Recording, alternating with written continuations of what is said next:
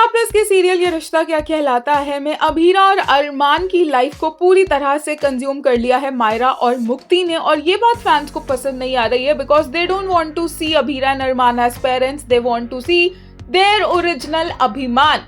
यानी कि अभीरा और अरमान की पर्सनालिटी सिर्फ पेरेंट्स तक ही रह गई है, और यही लेटेस्ट एपिसोड में भी देखने को मिला, जहाँ पर अभीरा ने डिक्लेयर कर दिया है कि वो अरमान से नफरत करती है और वो अरमान को देखने के लिए तैयार है, उसे फेस करने के लिए तैयार है। यहाँ तक कि अगर अरमान उसके सामने आएगा तो उसे कोई फर्क नहीं पड़ेगा।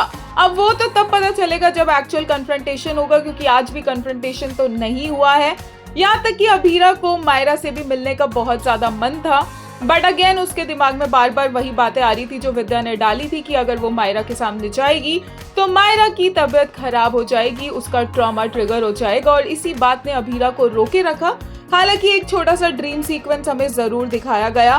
मुक्ति और मायरा की जो भी प्रॉब्लम्स है वो सॉल्व होने का नाम नहीं ले रही है, और इन्हीं की प्रॉब्लम्स की वजह से अरमान और अभीरा का एक दूसरे से कन्फ्रंटेशन होगा। बट फिलहाल वो एज पेरेंट्स नहीं मिलेंगे, वो एक डिफरेंट सेटअप में एक दूसरे से मिलने वाले हैं, विच इज अ रिलीफ, क्योंकि अभी उन दोनों की जो भी इक्वेशन होगी, जो भी बातचीत होगी, एटलीस्ट मुक्ति और मायरा का जो अभी करंट स्टेटस है एक दूसरे को लेकर, उसके बेसिस पर नहीं होगी, बल्कि 8 साल पहले जो हुआ था उसके बेसिस पर होगी।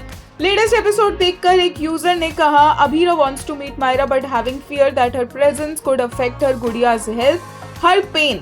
एक और ने कहा, it's clear they are establishing generation 5. Frankly speaking, I feel bad for both the actors involved. From the last 1.5 years, they have only invested the story around kids.